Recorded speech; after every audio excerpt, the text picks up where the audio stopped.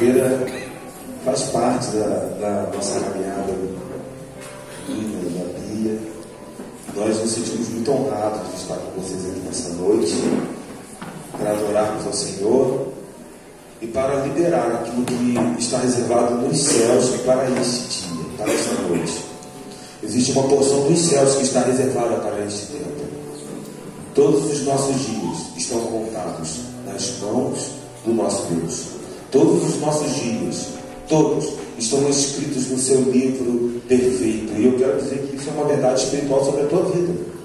Esse dia está contado, escrito no livro daquele que é o mais belo, cheio de misericórdia, bondade, perfeito em tudo que fazes. Então aumente a tua expectativa nele. O que o Senhor tem reservado, o Criador, o Deus eterno, todo-poderoso, tem para a tua vida aqui nessa noite. Nós não podemos estar aqui nessa noite, hoje, a última noite da conferência Querigma, como apenas mais uma noite onde nós nos ajuntamos para cantar algumas canções, ouvir uma boa palavra e depois gentilmente voltarmos para as nossas casas. Nós estamos aqui para ouvir do céu decretos eternos que mudam a nossa jornada completamente. E eu declaro isso de maneira profética sobre as nossas vidas. Em nome de Jesus, após essa noite nós jamais seremos os mesmos. Após essa noite nós jamais seremos os mesmos. Quando eu recebi o convite para a conferência e recebi o tema, o nome da conferência, eu me senti desafiado pelo Espírito Santo de Deus. Querigma. Uma palavra grega que tem a sua raiz de uma outra palavra grega, keres, que significa o arauto, aquele que carrega uma mensagem, aquele que proclama, alguém investido de autoridade para abrir a boca e proclamar um decreto. Esse é o keres. E a palavra querigma vai derivar dessa outra palavra que nós podemos chamar como raiz. E dentro dos círculos teológicos, o querigma é a proclamação, o anúncio. Quando aplicado ao cristianismo, nós vemos a mensagem de Jesus Cristo declarada sobre a face da terra. São as boas novas. É a mensagem dos apóstolos aos judeus e gentios. É a mensagem da igreja do século I. A mensagem daquela igreja que era jogada aos leões, porque não tinham como se calar, que não tinham como negar o testemunho de tudo aquilo que tinham visto e ouvido. O querigma é muito mais do que apenas uma bela palavra ou uma palavra bonita que foi escolhida para ser colocada no nome da conferência. Querigma é um decreto que, uma vez que você carrega, você recebe a responsabilidade de proclamar esse decreto. Quando olhamos para o querigma, são as boas novas, uma mensagem que estremece o mundo espiritual, tão poderosa, mensagem tão poderosa, que em 1 Pedro, no capítulo 1, esse ainda não é o texto base dessa noite, mas para que você possa entender o impacto desta mensagem que nós carregamos, que você carrega uma vez em Cristo Jesus. 1 Pedro no capítulo 1, versículo 12, nos mostra como que o mundo espiritual está estremecido por essa mensagem, por esse mistério. 1 Pedro 1,12: a eles foi revelado que não para si mesmos. Pedro está falando dos profetas, não para os profetas, mas para vós outros. E Pedro está escrevendo para as igrejas. Para vós outros, para vós ministravam as coisas que agora vos foram anunciadas por aqueles que pelo Espírito Santo enviado do céu vos pregaram o Evangelho. Coisas essas que anjos, diga anjos, os anjos anelam perscrutar. Os anjos anelam sondar. Os anjos olham para essa mensagem. Mensagem essa anunciada, mas não anunciada de qualquer maneira. Abra suas mãos em nome de Jesus. Mas é uma mensagem que primeiro é dada pelo Espírito Santo. Feche suas mãos e recebam. O querigma não é fundamentado no conhecimento humano, mas é uma mensagem liberada dos céus sobre as nossas vidas. Meu Deus, o bilhete está na casa. Obrigado, Espírito. É uma mensagem liberada pelo Espírito Santo enviado do céu. Quantos creem que o Espírito está aqui? Ele foi derramado sobre nós.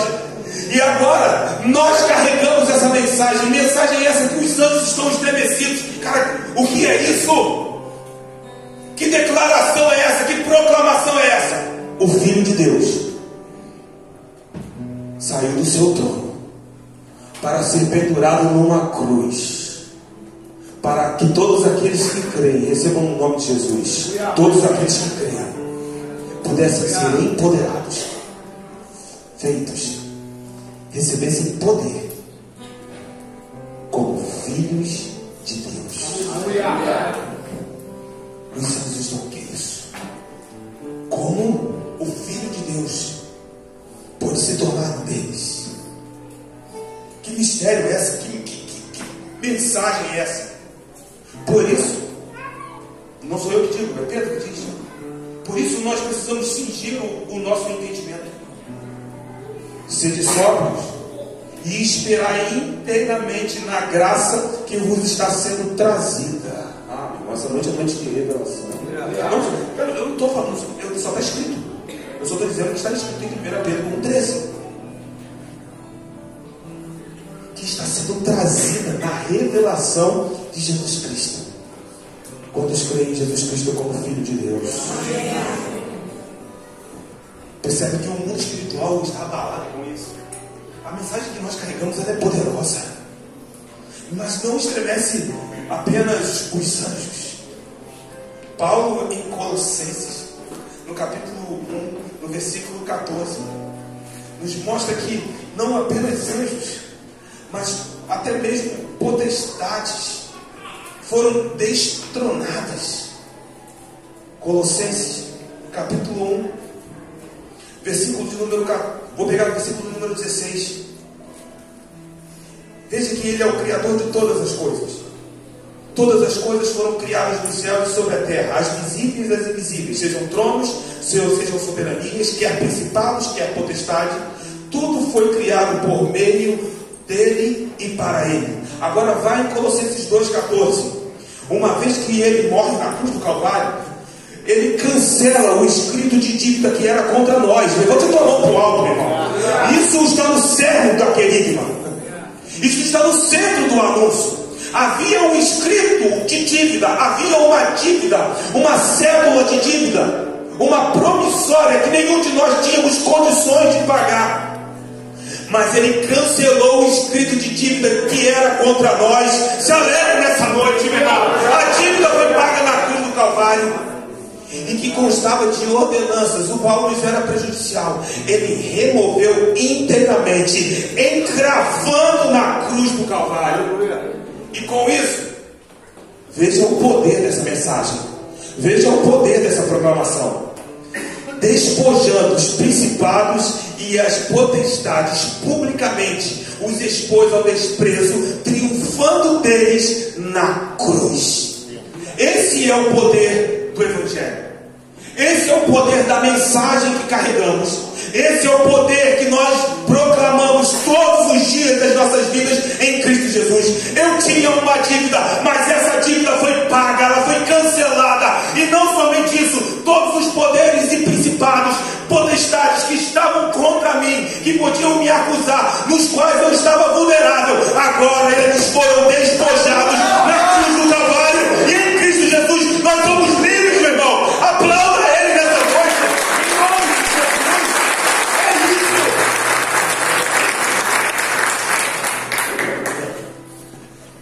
Essa mensagem estremece anjos, despoja principados e potestades. O mundo espiritual está estremecido por essa mensagem que carregamos. O Isso precisa causar algum impacto na tua vida a partir de hoje, em nome de Jesus. Se isso é uma verdade espiritual, você entende que você pode sair daqui e viver uma vida completamente diferente. Porque existem resistências espirituais. O mundo espiritual é real. Só Deus sabe, por muitas vezes, as dificuldades que alguns de nós enfrentamos para sair das nossas casas para vir até a casa do Senhor. Só Deus sabe uma batalha que foi travada no mundo espiritual para que você pudesse estar aqui nessa noite. Mas olha você aqui. Nós rompemos. Mas isso não por causa da nossa força, Júlio, mas porque o poder desta mensagem nos habilita a avançar neste mundo sobrenatural, irmão. E nenhum poder, nenhum principado, nenhuma potestade poderá triunfar, porque eles todos já foram despojados na cruz do Calvário. Então não é debaixo dessa palavra que eu vivo todos os dias da minha vida. Tenho lutas, né? Todo mundo tem. Mas se nós ficássemos aqui olhando para as nossas lutas, nós entraríamos em uma noite de lamentações. Mas há boas notícias aqui nessa noite, porque em Cristo, meu irmão, nós encontramos aquele que nos fortalece. Em Cristo Jesus nós abraçamos o Pai, que nos fortalece todos os dias e que nos faz caminhar em contentes em todas e qualquer circunstâncias. Nessa noite você sai daqui com uma palavra de vida para manifestar essa palavra, sendo um proclamador dessa palavra em nome de Jesus. E essa mensagem, eu vou te dizer uma coisa, é uma mensagem que recebemos pelo Espírito. Essa proclamação, o querigma, é uma mensagem de graça.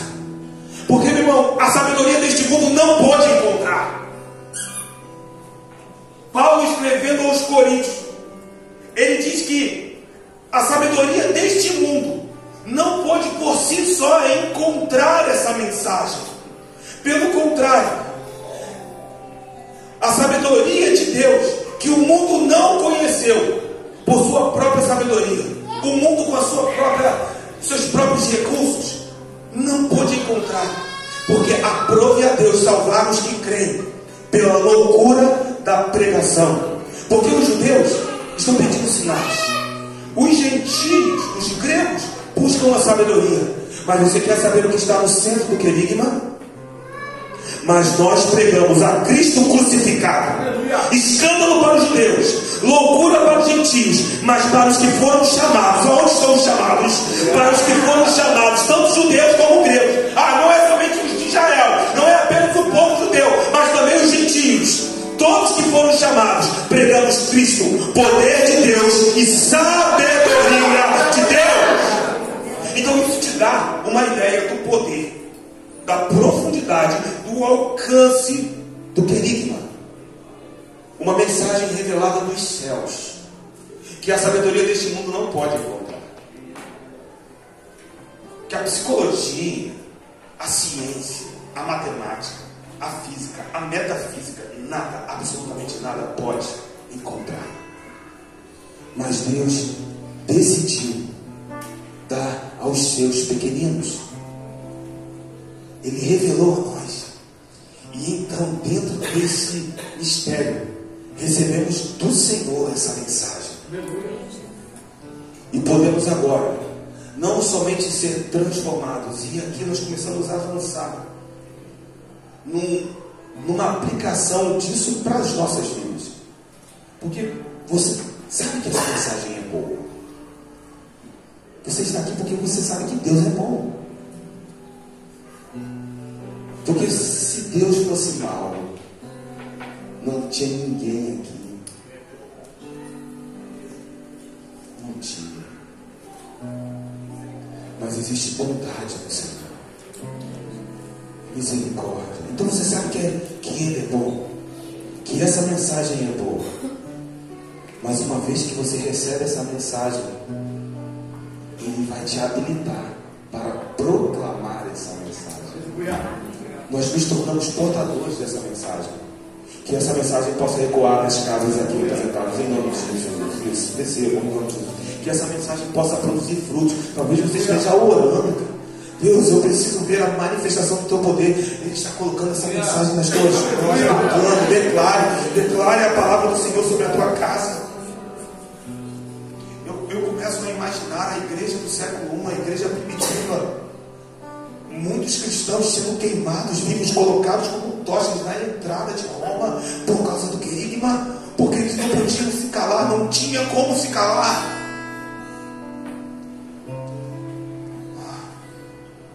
Eu quero te dizer que a nossa fé, ela existe para ser testada.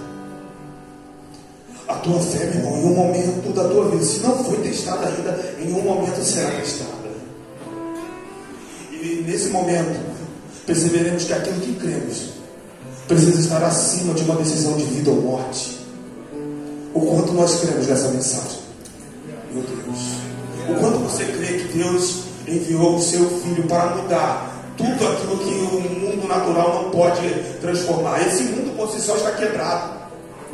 Debaixo do sol não existem recursos para que esse mundo se conserte. Foi necessário vir um recurso que está acima do sol. Você entende isso? Um recurso que foi liberado. Essa era a mensagem dos apóstolos aos judeus, aos gentios. Essa era a mensagem tão poderosa para transformar a vida de homens improváveis. Essa palavra, essa proclamação transforma homens improváveis em poderosos instrumentos nas mãos de Deus. Então você percebe que o querigma não é somente um nome bonito. Meu irmão, Deus colocou isso no centro desta conferência, para que pudéssemos não somente receber essa palavra, porque eu vejo que pessoas recebendo a palavra de Deus, mas pessoas que a partir de hoje, em nome de Jesus, carregarão essa palavra, proclamarão essa palavra, e não somente proclamarão de boca, mas serão testemunhas vivas da transformação, do poder transformador dessa palavra, em nome de Jesus. Que casas sejam transformadas pelo poder da mensagem do Evangelho. Que bairros sejam transformados pelo poder do Evangelho. Que cidades sejam transformadas pelo poder do Evangelho. Que corações sejam transformados pelo poder desse Evangelho, para viver de maneira completamente diferente. O querigma era uma proclamação que transformava homens improváveis em vasos nas mãos do Senhor, instrumentos poderosos nas mãos do Senhor. Um dos exemplos talvez mais conhecidos do Novo Testamento, de homens transformados pelo poder do Evangelho, foi Saulo de Tarso, aquele que era um perseguidor da igreja, aquele que concordava com o sofrimento daqueles que serviam a Jesus, que amavam a Jesus, que encontraram o senhorio de Jesus, a ponto de concordar com a morte de Estevão, o primeiro mártir. Mas quando ele foi tocado por essa mensagem, ele jamais foi o mesmo. Ele recebe essa mensagem de uma maneira particular, mas uma vez que ele recebe essa mensagem, ele não pode ficar calado. Saulo de Tarso agora começa a proclamar a palavra, o Evangelho, as boas novas. Paulo se torna um querix, Paulo se torna um arauto do Senhor. Paulo se torna aquele que, ao abrir a boca, os céus começam a invadir todos os lugares. Mesmo que isso seja uma realidade espiritual, em nome de Jesus, você tem orado que a palavra do Senhor possa inundar as suas realidades espirituais, que possa te transformar de dentro para fora. E quando eu meditava sobre isso, era exatamente um ponto de partida para a administração dessa noite. Uma mensagem que faz os céus estremecerem, faz os anjos. Uma mensagem tão poderosa que despojou potestades, despojou principados, Mensagem essa que transforma homens improváveis. E então agora nós podemos sondar a proclamação desta mensagem através de um homem que era improvável. Saulo, uma vez transformado pelo poder do Evangelho, por essas boas novas, ele sai anunciando essa palavra. Ele vai ter viagens missionárias. Ele vai realizar viagens não somente para a região da Galácia, mas para a Macedônia, para a região da Grécia. Ele vai até Roma, talvez não da maneira como ele esperava em seus próprios planos, mas Deus o leva a Roma para anunciar o Evangelho perante César.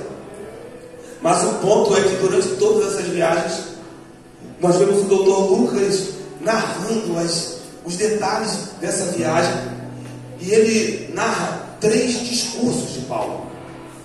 Diga 3. 3 discursos de Paulo, um em cada uma das viagens missionárias. E o primeiro discurso na primeira viagem missionária é feito na região de Antioquia da Psídia, que está em Atos capítulo 13. E eu gostaria que você deixasse sua Bíblia aberta em Atos capítulo 13. E então temos um registro desse discurso. Entenda que Antioquia da Psídia era conhecida na época como Nova Roma. Atos capítulo 13, versículo 16. Era o lar de muitos senadores, como Paulo Sérgio, uma cidade que foi fundada para recompensar veteranos de guerra, porque nesse período haviam muitos veteranos que tinham batalhado no exército romano, e uma das recompensas para encorajar os soldados era a promessa de um lar, provavelmente isso em Roma. Mas a cidade de Roma, no século I, já era uma cidade super populosa. E então, para evitar uma superlotação da cidade, o que levaria à escassez de recursos, de lugares para morar, aumentaria a pobreza na cidade, escassez de comida, então eles construíam cidades ou lugares para esses veteranos de guerra. Mas como Antioquia da Psídia era uma colônia romana, todas as colônias queriam se parecer como Roma. E Antioquia da Psídia cumpria muito bem esse papel. Era um lar de muitos senadores. Havia um arco triunfal na entrada da cidade, da vitória de Augusto na conquista daquela cidade. Havia um culto ao imperador em Antioquia da Psídia. Havia um culto a César em Antioquia da Psídia. As divindades em Antioquia da Psídia eram César e a deusa Roma. Era um polo de governo. E agora Paulo chega a esse lugar, um centro de governo, e uma oportunidade, uma porta se abre para que o Evangelho seja anunciado, para que o querigma pudesse ser proclamado. O que você acha que isso significava para Paulo? A oportunidade de pregar em um lugar que na época era considerada como Nova Roma, por ser tão parecida com a capital, com Roma. Aquele lugar jamais seria o mesmo. E eu quero te dizer uma coisa, isso é profético sobre as nossas vidas. A palavra que nós estamos recebendo aqui, em nome de Jesus, uma vez que proclamada, abrace essa palavra, viva essa palavra, morra por essa palavra se for necessário.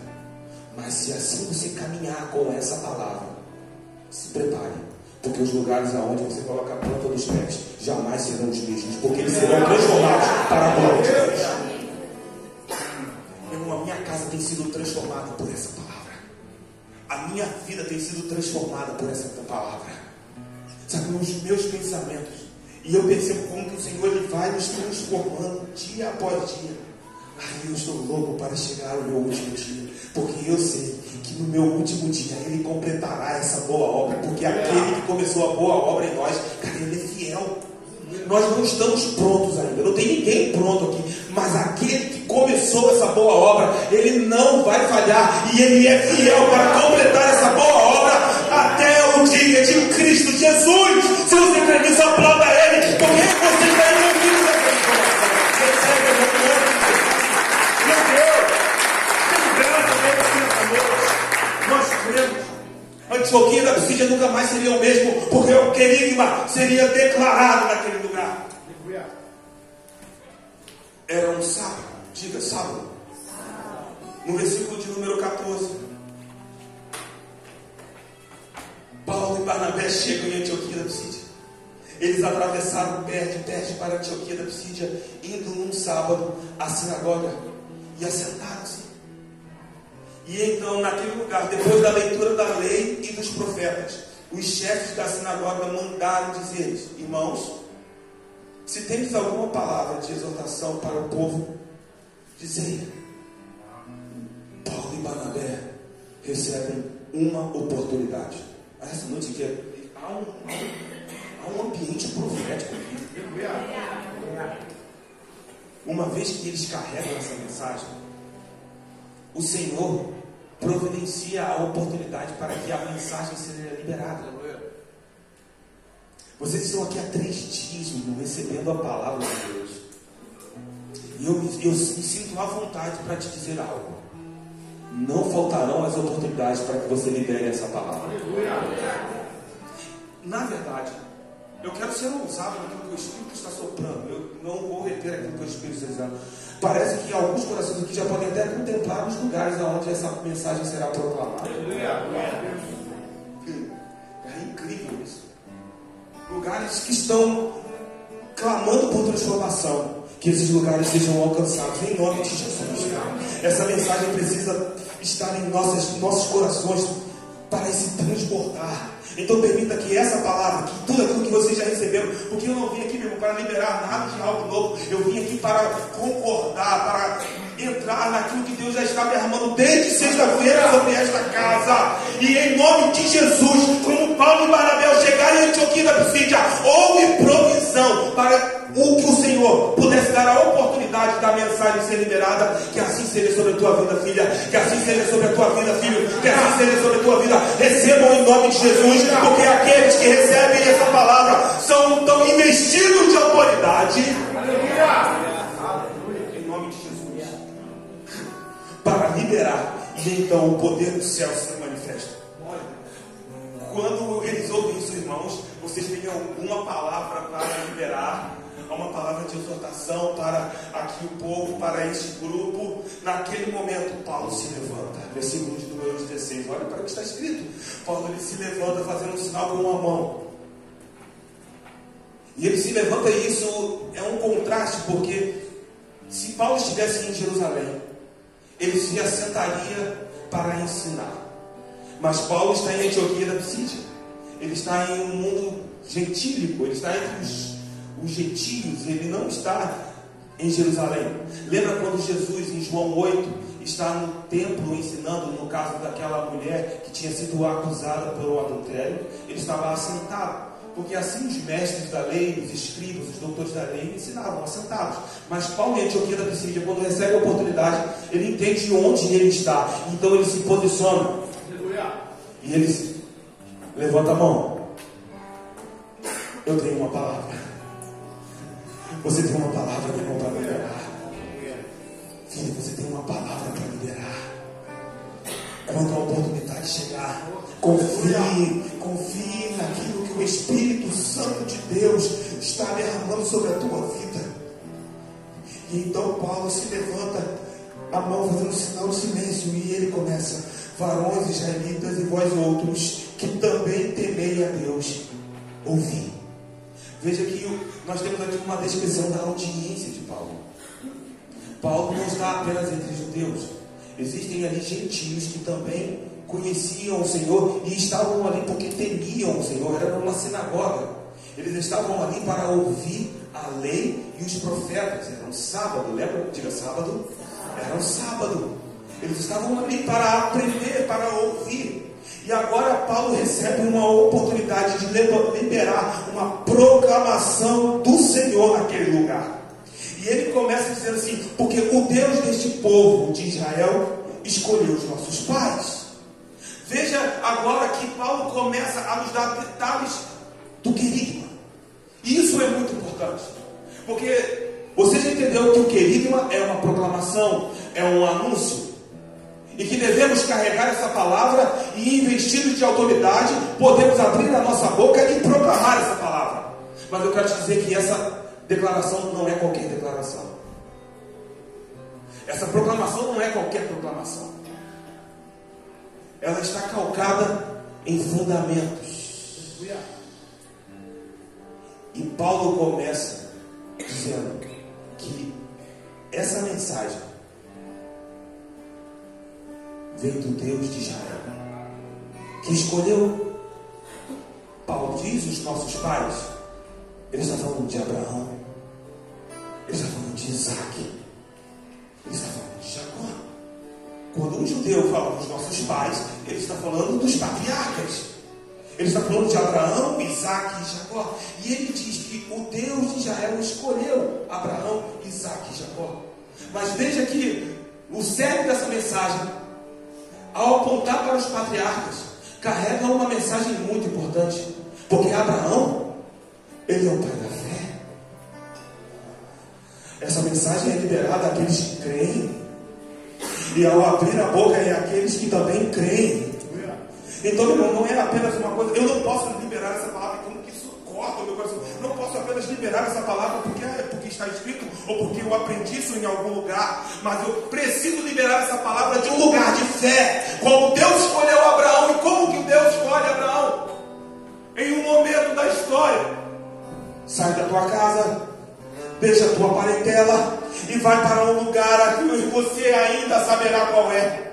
E quando Abraão ouve a voz de Deus, Abraão obedece. Nós encontramos o pai da fé como modelo da justificação. E quando ele foi justificado, quando havia lei, não, sequer havia lei. Nós estamos falando de Abraão, nós estamos falando de séculos antes de Moisés, nós estamos falando de séculos antes da partida do Egito, antes do Sinai. Nós estamos vendo um homem que ouviu a voz de Deus e creu, e porque ele creu, lhe foi imputado justiça. Eu quero te dizer uma coisa: nós estamos aqui porque seguimos as pisadas. Nós seguimos as pisadas de Abraão. Isso não sou eu que digo. Isso é a palavra de Deus que diz. Romanos 4. Quando o pessoal olha assim para mim, para que não fique, para que você saia daqui, meu irmão. Que você saia daqui. Romanos 4, capítulo 4, versículo de número 3. Porque você sai daqui não apenas com uma ideia, mas com o firme fundamento das coisas que não se vê, a certeza das coisas que se esperam. Nós fomos justificados. Versículo 3. Pois o que diz a Escritura? Abraão creu em Deus e isso lhe foi imputado para justiça. Versículo de número 9. Vem, pois, esta bem-aventurança exclusivamente para os circuncisos, para os judeus? Abre sua mão. Ou também para os incircuncisos? Isso foi só para eles? Aí Paulo continua dizendo: visto que dizemos que a fé foi imputada a Abraão para a justiça, como, pois, lhe foi atribuída? Estando ele já circuncidado? Ainda não. Ainda assim incircunciso. Aí ele responde: não no regime da circuncisão, e sim quando incircunciso. Ele recebeu o sinal da circuncisão como selo da justiça da fé que teve quando ainda era incircunciso, para vir a ser o pai de todos. É Paulo dizendo, né, Bíblia? Então você pode dizer pai de todos.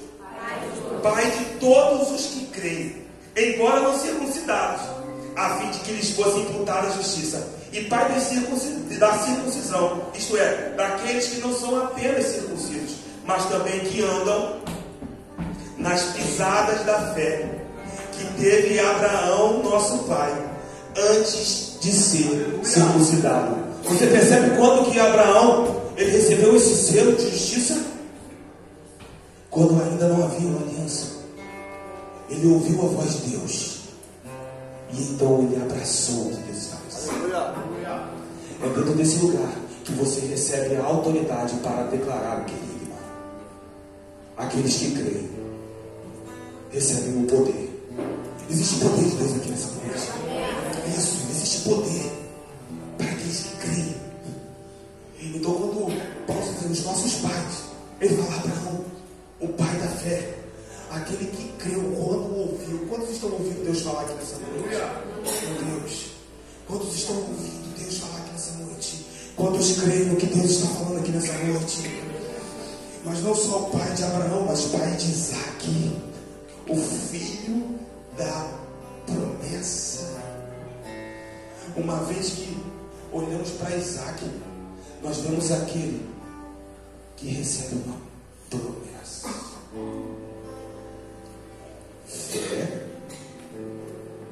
promessa, mas também pai de Jacó. E o que Jacó tem para nós? Quando que Deus escolheu Jacó?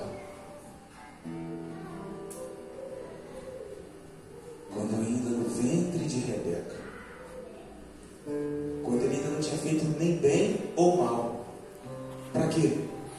Para que a escolha de Deus não se baseasse na capacidade de Jacó, mas na soberania, da eleição de Deus sobre as nossas vidas. Então o querido é colocado nas mãos daqueles que caminham por fé. Recebam em nome de Jesus. Que tem uma promessa. Você tem uma promessa de Deus. Nós temos promessas de Deus. Meu irmão, a gente não precisa ficar brincando aqui com isso.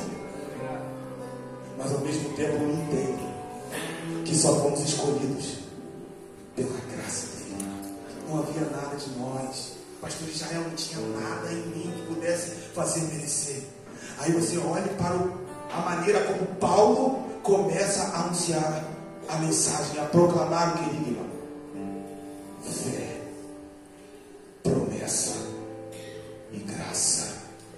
Recebam em nome de Jesus. Fé, promessa e graça. Então não é qualquer palavra, não é qualquer mensagem. E aí Paulo ele diz: olha, o Deus de Israel, o Deus deste povo, escolheu os nossos pais, escolheu os patriarcas. Ele deu essa mensagem carregada da justiça de Deus. É essa mensagem que nós proclamamos lá fora. Porque, meu irmão, é o momento que eu recebi Jesus no meu coração, eu fui transformado. Eu era um pobre miserável, mas quando Jesus me encontrou, Ele me lavou, Ele sarou as minhas feridas e colocou a justiça necessária, a justiça de Deus, para que então Ele pudesse vir habitar em mim. Essa é a mensagem que proclamamos, a mensagem do Evangelho, a mensagem que pega homens improváveis. Você é uma improvável, filha, mas Deus te colocou aqui nessa noite para dizer: eu escolhi você, eu te amo, eu cuido de você. Pode aplaudir o Senhor.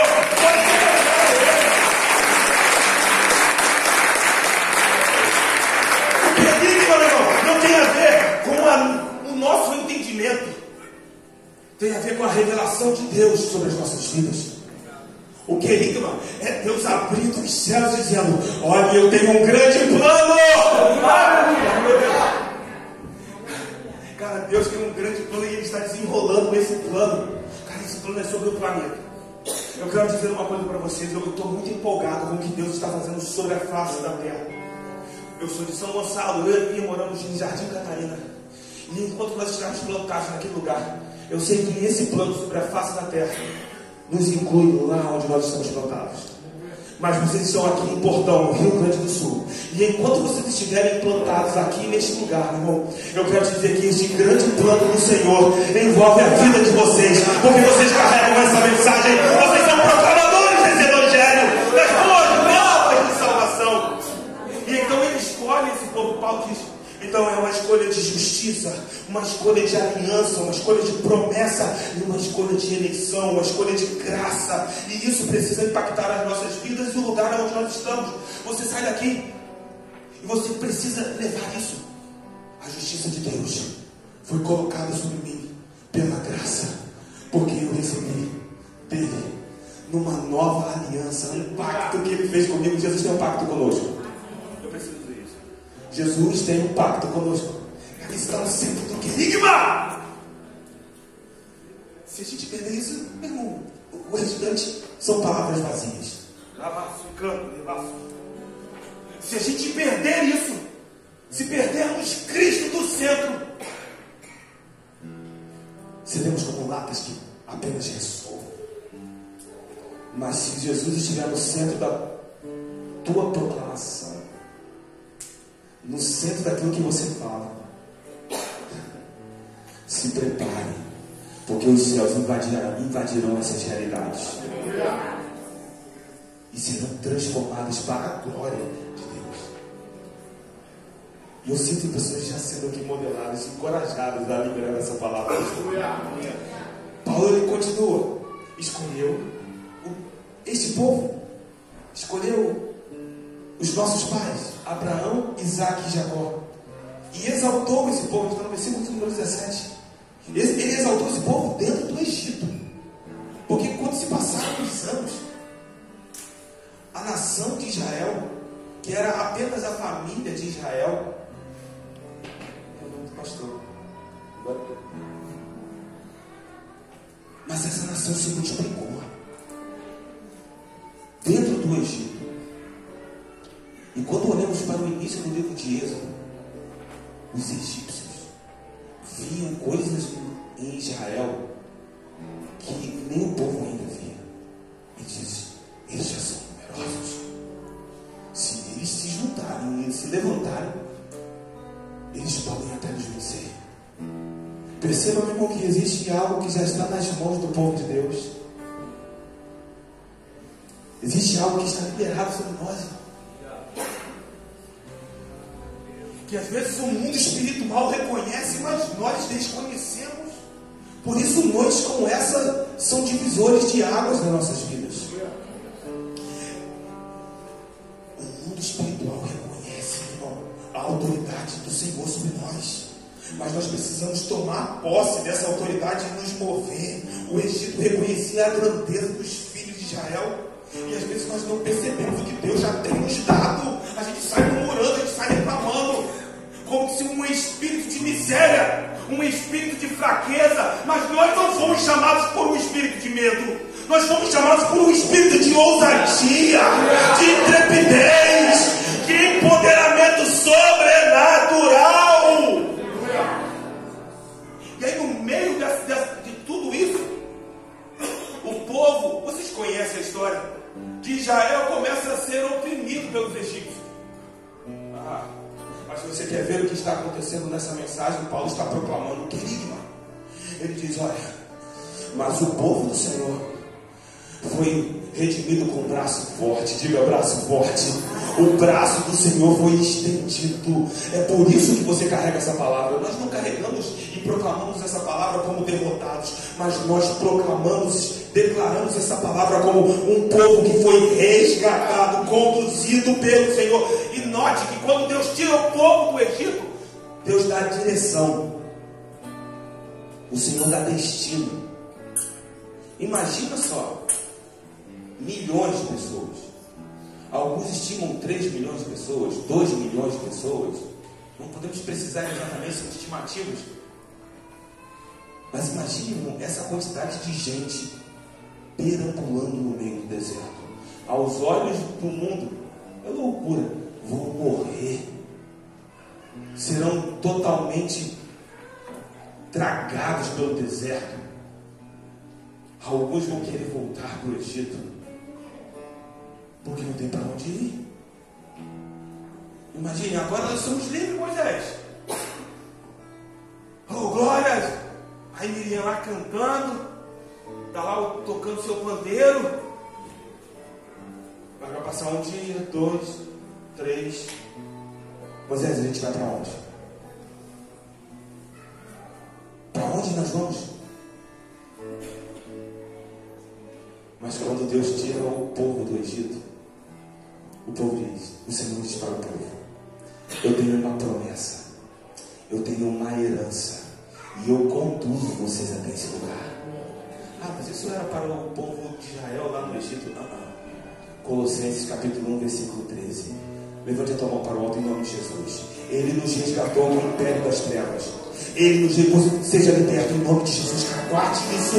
Ele nos resgatou do império das trevas e nos transportou. Meu irmão, nos transportou para um lugar seguro, para o reino do Filho do seu amor. Você tem um destino profético para a tua vida. Se você recebe essa palavra, aplauda e glorifica.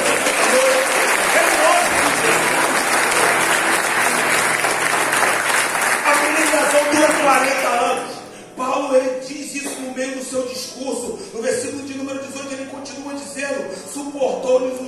costumes por cerca de 40 anos no deserto, porque mesmo sendo direcionado, nós sabemos que o povo de Israel era um povo de dura cerviz, um povo de murmuração. Imagine, irmão, o povo tinha, o Senhor mandava maná, o povo tinha sede, Deus fazia a água brotar da rocha. Mas espera aí, imagine, quando você pensa a água brotar da rocha, o que você pensa? Você pensa que é um fiozinho de água? São 2 milhões de pessoas.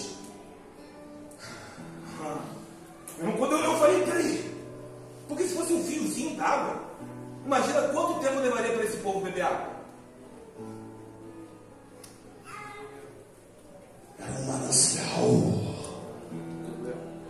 Mananciais eram gerados no deserto, mas o povo está namorando a mente de escravidão. Mas em nome de Jesus, Ele nos libertou do império das trevas. E Ele está iluminando os olhos dos nossos corações nessa noite. Você está no reino do Filho e do amor do Pai. Você está num lugar seguro. Mano, recebe, você está num lugar seguro. Eu sei que existem esses impasses da nossa vida. Existem as lutas, existem as dificuldades. Existem aquelas estações que a gente olha e parece que não vai dar. Mas em todas as coisas, o Deus provedor, irmão, não falha. Ele não colocou o pão sobre a tua mesa hoje. Você acha que amanhã ele falhará com a fidelidade dele? Nós somos um povo transformado. E por isso você pode proclamar isso, filha. Você pode proclamar essa palavra. E aí que está o ponto. Nós não declaramos essas palavras apenas com os nossos lábios. Nós nos tornamos a manifestação viva do querido. As nossas vidas, as nossas atitudes, a maneira com que nós gerenciamos aquilo que nos foi confiado, que administramos a nossa casa, administramos os nossos bens, administramos os nossos relacionamentos. Que em nome de Jesus, que essa mensagem possa ser manifesta em todos os seus lugares de atuação e influência, em nome de Jesus.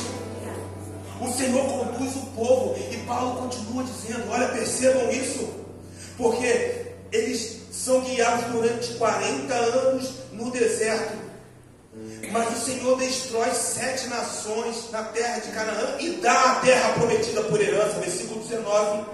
E vencido cerca de 450 anos depois disso, lhe deu juízes até o profeta Samuel. Veja a provisão de Deus para cada estação da nação de Israel. Por que você acha que é diferente, meu irmão? Ele tem a provisão necessária para cada estação da tua vida. E eu vou dizer, em algumas estações, às vezes nós estamos precisando mais de recursos financeiros do que emocionais. Mas em uma outra estação, às vezes o financeiro está tudo bem, mas os recursos emocionais precisam ser recebidos. Aí às vezes, cara, eu estou bem, minhas emoções estão tranquilas, está tudo bem, mas aí vem uma enfermidade que bate a porta. Perceba que cada estação é necessária uma provisão específica. E o Senhor conhece cada uma das necessidades aqui presentes. E Paulo está dizendo, olha, o Deus que escolheu os nossos pais, que nos levou para dentro do Egito, que nos tirou de lá, e que nos conduziu até uma terra por herança, recebam em nome de Jesus. É o Deus que providencia tudo aquilo que nós necessitamos para cada estação específica. O povo vai até pedir um rei, versículo 21. E quando eles pediram um rei, Deus lhes deparou Saul, filho de Quis, da tribo de Benjamim, e isso pelo espaço de 40 anos. Mas no versículo de número 22, eu gostaria que você frisasse a sua atenção neste versículo. Tendo tirado Saul, levantou-lhes o rei Davi. Diga, Davi. E isso está no centro do querido. Porque ele encontra Davi, do qual também o próprio Deus dá testemunho dizendo, achei Davi, filho de Jessé, homem segundo o meu coração, que fará toda a minha vontade. Nós encontramos um exemplo que provavelmente todo cristão uma vez já fez a oração: Senhor, me dê um coração segundo o seu coração, me dê um coração como o coração de Davi? Se você não fez essa oração ainda na tua caminhada cristã, eu vou te dizer que o Espírito em algum momento vai te impelir a orar isso, porque nós queremos ter um coração segundo o coração do Senhor. Quantos desejam esse coração de Deus? Nós queremos. E provavelmente isso já fez parte de momentos seus de oração, ou até está fazendo parte agora nessa estação. E Deus está forjando isso em nós. Existe uma palavra profética que nos últimos dias, o mais fraco, o menor, será como Davi. Então Deus está levantando uma geração de Davis, de homens e mulheres segundo o coração de Deus. Mas que corações são esses? Como que são esses corações? São os corações que confiam nas mãos do Senhor. Meu irmão, Davi era um homem que confiava plenamente no Senhor. Você vai olhar para todos os reis de Israel e você vai ver que todos os reis fracassaram na idolatria. Você não vê isso em Davi. Você nunca vai ver Davi se aproximando de Baal. Você nunca vai ver Davi se aproximando aos altos dos outros deuses. Davi sabia que só havia um Senhor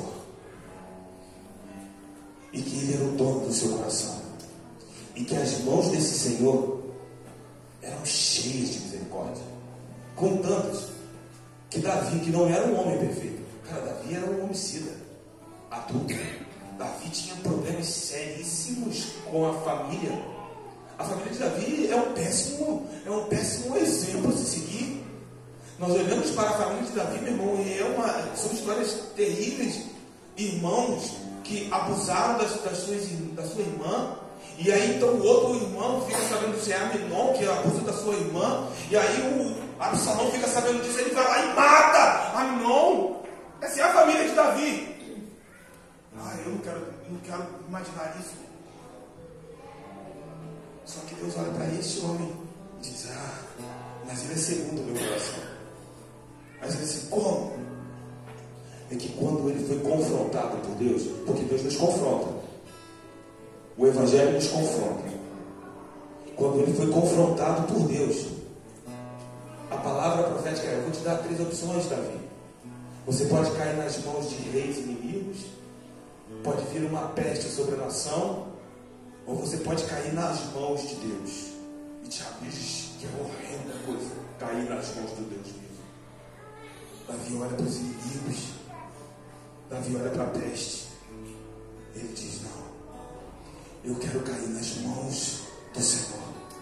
Mas por que, Davi? Porque eu sei que suas mãos são cheias de misericórdia. Aleluia. Davi sabia para onde correr quando tropeçava.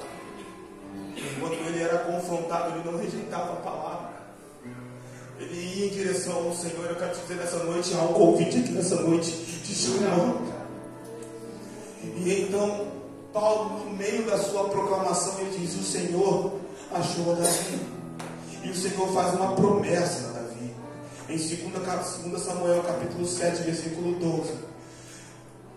O Senhor faz uma promessa a Davi, dizendo: olha, da tua descendência haverá um rei que governará para sempre. Deus faz uma promessa. Versículo 23 de Atos 13. Da descendência deste, conforme a promessa. Deus fez uma promessa. E então, nesse momento, aonde Paulo está? Antioquia da Psídia, dentro de uma sinagoga. Irmão, Paulo pega uma granada e joga na mente daqueles homens, porque ele diz: até aqui está tudo certo, todo mundo está concordando, mas ele diz que Deus cumpriu essa promessa, e que o cumprimento dessa promessa se deu em alguém chamado Jesus de Nazaré. Aqueles homens: peraí, Paulo, o que você está dizendo? Eu encontrei com ele no caminho de Damasco. Peraí, Paulo, você está dizendo Jesus, aquele que foi crucificado alguns meses atrás, lá lá em Jerusalém, alguns anos atrás, lá em Jerusalém. Ele está vivo! Oh. Eu encontrei com ele no caminho de Damasco. Eu falei com ele com a sua voz veio até mim, e não somente me confrontou, mas ele também me chamou, ele me conclamou, para que eu pudesse proclamar essa palavra aonde eu fosse, onde eu colocasse a planta dos meus pés. Agora a mente daqueles homens começa a ser abalada. Peraí, Paulo, o que você está dizendo? Olha aí. Deus trouxe o cumprimento da promessa a Israel, o Salvador, que é Jesus Cristo. Ele é o nosso Salvador. Quantos podem aplaudir os nossos salvadores hoje? Jesus é Salvador. Sem ele nós estamos mortos. Só que agora a conversa começa a mudar. E aí eu quero te dizer uma coisa: nem sempre quando você abrir a tua boca para entregar a proclamação do Senhor, você encontrará ambientes favoráveis. Haverá situações em que a proclamação do querigma, a proclamação das boas novas do Evangelho pode trazer confrontos, mas confie naquilo que Deus está colocando nas tuas mãos, em nome de Jesus. E Paulo continua dizendo: olha, se eles pudessem entender. Tudo começou com alguém chamado João Batista, versículo de número 24. Ele primeiro pregado a todo o povo de Israel, antes da manifestação dele, um batismo de arrependimento. Mas João, ao completar a sua carreira, dizia: não sou eu quem supondes. Alguém olhava para João e dizia: tu és o Cristo? João diz: não sou eu. A outros olhavam: João, você é o Messias? Não sou eu. Eu trago um batismo de arrependimento, eu batizo com água, mas vem alguém que batiza com fogo, e é esse que está no centro da mensagem. Se você, meu irmão, anuncia o querigma e Jesus não está no centro, precisamos ajustar, precisamos mudar a nossa lente, precisamos mudar o nosso foco, porque é o nome de Jesus que tem todo o poder, autoridade para curar enfermos, autoridade para trazer libertação, autoridade para que você entre no mundo espiritual. Meu irmão, não há encantamentos sobre a tua vida, porque o nome de Jesus está sobre todo nome. E aí até João diz: olha, aquele que vem, eu não sou nem digno de desatar as sandálias. E eles respeitavam João. Cara, que isso, João? Eu não sou sequer digno de desatar as sandálias. Irmãos, Paulo diz: descendência de Abraão, e vós outros que temeis o Senhor, você tem o Senhor. Você tem o Senhor. Você tem o Senhor. Essa palavra é para nós. Porque nós somos atraídos pelo amor de Deus. Mas o que nos faz permanecer na presença é o temor. Porque você entende quem é, quem está no centro do querigma. E então Paulo diz: irmãos, filhos de Abraão, descendência de Abraão, e todos vocês. Paulo está entre gentios. Paulo poderia estar conosco aqui nessa noite, pastor. Seria uma igreja como nós aqui reunidos, havia gentios juntos. Ele diz: a nós. Eu só vou declarar que está aqui. Então você pode confiar. A nós foi enviada. Aí o abre sua mão e receba em nome de Jesus. A nós foi enviada esta salvação. Feche suas mãos e receba em nome de Jesus. O medo da morte é arrancado. Pessoas que estão aqui que têm medo da morte, Deus está dizendo: não precisa mais, porque ela foi vencida na cruz do Calvário. Essa salvação foi enviada a nós. Isso é o querigma. É a mensagem que arranca de nós todo medo. Mas Paulo diz que os que habitavam em Jerusalém, isso está no versículo de número 27, ele diz que habitavam em Jerusalém, as autoridades não conseguiram conhecer a Jesus, nem os ensinos dos profetas que se liam todos os sábados. Que dia que era? Que dia Paulo estava aqui? Era sábado. Imagine isso na mente, Paulo. Cara, todos os dias, narabaço, canto, elevaço. Meu Deus. Todos os sábados eles leem os profetas, mas mesmo assim crucificaram o Senhor. Todos os domingos nós nos reunimos para ouvir a palavra do Senhor. Mas nós podemos ouvir e correr o risco de nunca deixar que o querigma penetre no nosso coração. Paulo dizendo, eles leem todos os sábados, os profetas, e mesmo assim não perceberam que ao crucificar Jesus estavam cumprindo todas as profecias. E embora não achasse nenhuma causa de morte, esse é o versículo número 28, embora não achasse que ele era inocente, meu irmão, Jesus, o Filho de Deus, não havia nada, eu era um maldito. O meu passado, que é um passado de vergonha. Talvez no seu passado você olhe e você diz, eu não quero nem lembrar do meu passado. Coisas que olhamos para nós e falamos, por que eu vivi isso? Mas ele era inocente.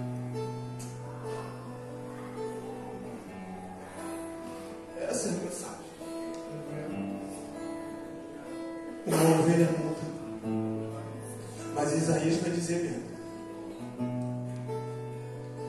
que ele, como ovelha muda, iria ao matador. Que ele seria pisado. Haveria um castigo derramado sobre ele. Mas, por causa desse castigo que foi derramado sobre ele, ele te trouxe paz.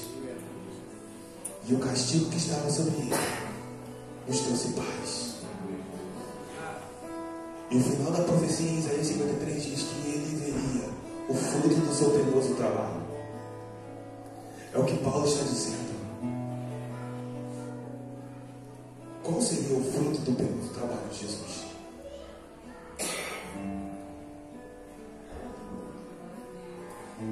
Coloca a tua mão sobre o teu coração, em nome de Jesus. Eu peço ao Espírito Santo que ele possa nos mostrar o quanto ele se alegra.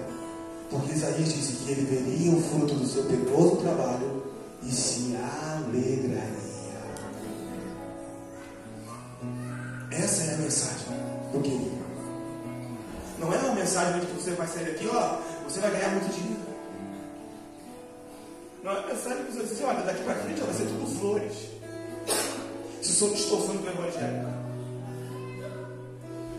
Mas essa paz que você está sentindo aqui nessa noite é a proclamação do Evangelho sobre as nossas vidas.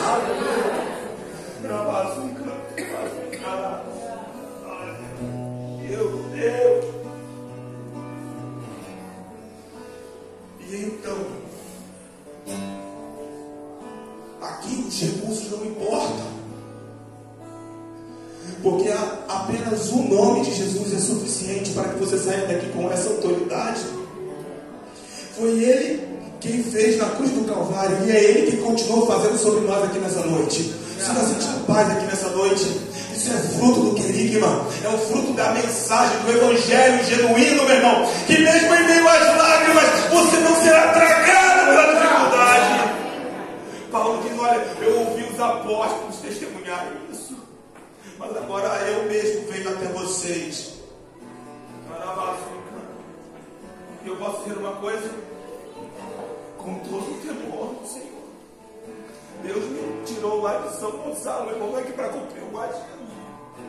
Ele me trouxe aqui nesta noite para abrir a minha boca e proclamar o Evangelho de salvação, as boas novas sobre as nossas vidas. Mas uma vez que você recebe essa palavra, agora você recebe autoridade e investidura sobrenatural para proclamar essa palavra onde você for. Recebe e aplauda o Senhor em nome de Jesus.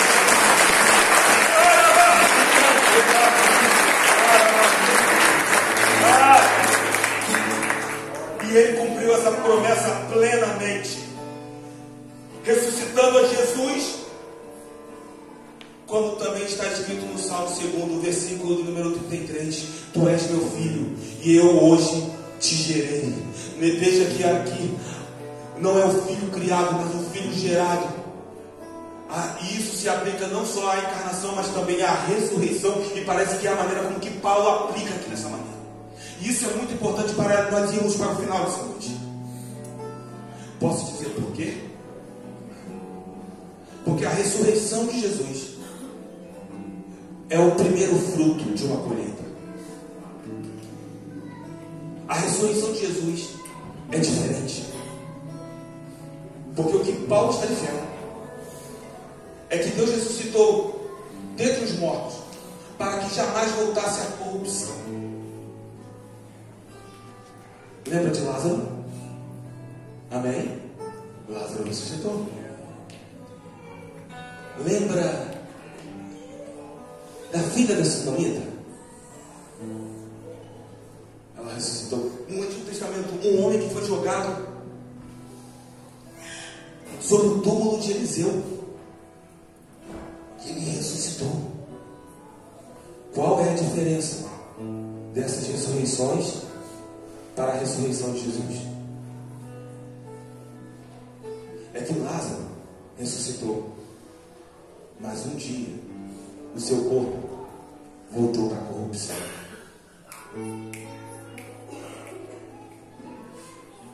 Um dia o filho daquela sunamita que ressuscitou voltou a morrer.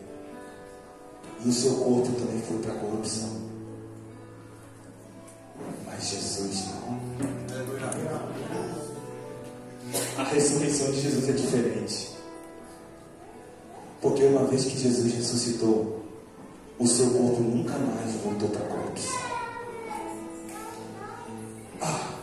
Qual foi a promessa feita a Davi?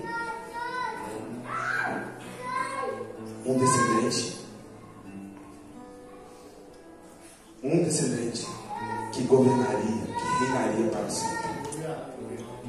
Davi não poderia fazer isso. Paulo diz que Davi serviu ao Senhor, à vontade do Senhor, mas na sua geração. Salomão não poderia, Roboão não poderia, nenhum dos filhos de Davi, descendência de Davi poderia, até que um dia,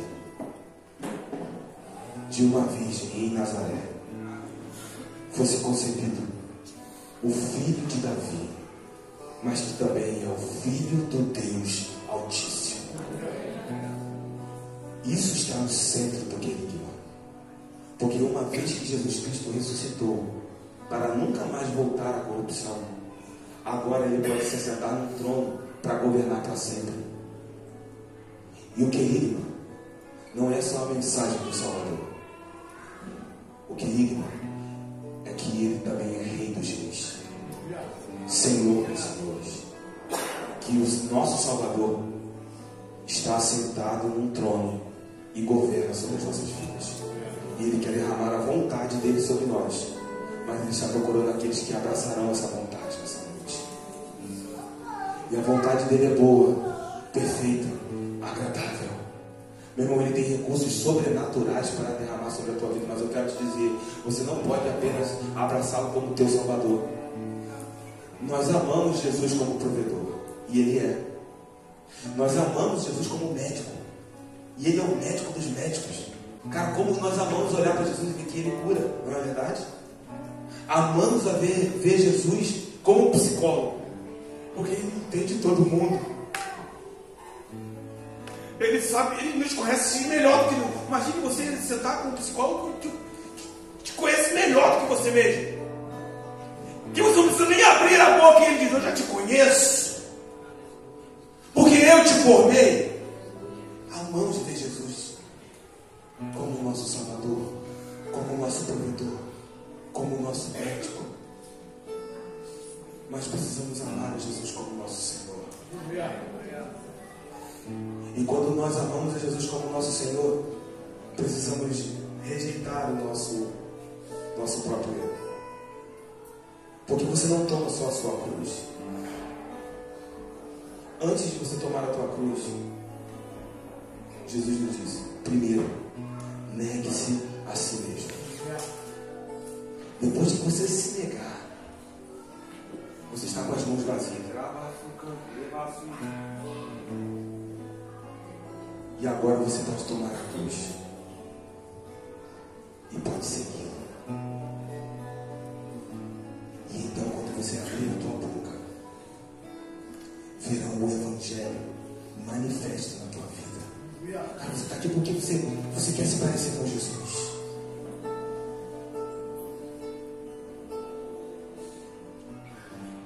Eu sei que as mãos dele são cheias de bênção, cara. Ele é doador. mas eu não transformo ele no meu galardoador. Ele já é. Mas da mesma maneira que ele é meu galardoador, ele é o Senhor da minha vida. E nesse lugar, quando recebemos essa mensagem e vivemos essa mensagem, nós levamos essa mensagem para todos os lugares. E eu posso dizer, é essa mensagem que é poderosa para transformar a tua casa. É essa mensagem que vai mudar o teu ambiente de trabalho. É essa mensagem que vai te fortalecer nos dias onde as coisas parecem estar um pouco mais apertadas. É essa mensagem que vai te fortalecer quando as lágrimas rolarem no seu rosto. É essa mensagem que vai fazer com que a tua alma seja renovada quando você está em pedaços. É essa mensagem que vem ao teu encontro quando você é apenas pó, mas então a mão do oleiro vem em tua direção e te reconstrói, e te restitui, e te coloca de pé para a glória do Senhor. É sobre esses que eu quero orar nessa noite. Aqueles que querem nessa noite abraçar o querigma. Entende que não é qualquer palavra. Paulo, em todos os seus discursos, pastor, Jesus estava no centro.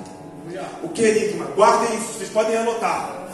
O querigma era a mensagem do senhorio de Jesus aos judeus e gentios. E uma vez que você se coloca nas mãos dele, não se preocupe, porque ele é um bom Senhor, ele cuida de você. Então, se você crê nisso, se coloque sobre os seus pés. E agora eu não quero demorar. Eu quero ser assertivo naquilo que Deus está falando aqui nessa noite. Você está entendendo o cerne da mensagem? O Deus de Israel que escolheu Abraão, Isaac e Jacó, que coloca sobre nós justiça, receba em nome de Jesus, que nos deu uma promessa e fez uma aliança conosco, o Deus de Abraão, Isaac, mas o Deus de Jacó que te escolheu no ventre da sua mãe ainda. Meu Deus. O Deus que nos tira do império das trevas e nos transporta para o reino do Filho do seu amor. Isso é o querigma. Que faz promessas a Davi. Eu vou enviar alguém que governará eternamente. Um rei que ele não gosta da injustiça. Ele ama os lugares onde ele chega e derrama a justiça dele. Ele odeia a iniquidade. Aleluia. Um descendente de Davi. O Filho do Deus Altíssimo. E então, esse que é o Todo-Poderoso vem para uma cruz por tua causa. E aqueles que recebem são empoderados, feitos filhos de Deus. Isso, tem gente aqui recebendo isso. Feitos filhos de Deus. Feitos filhos de Deus. É dentro desse lugar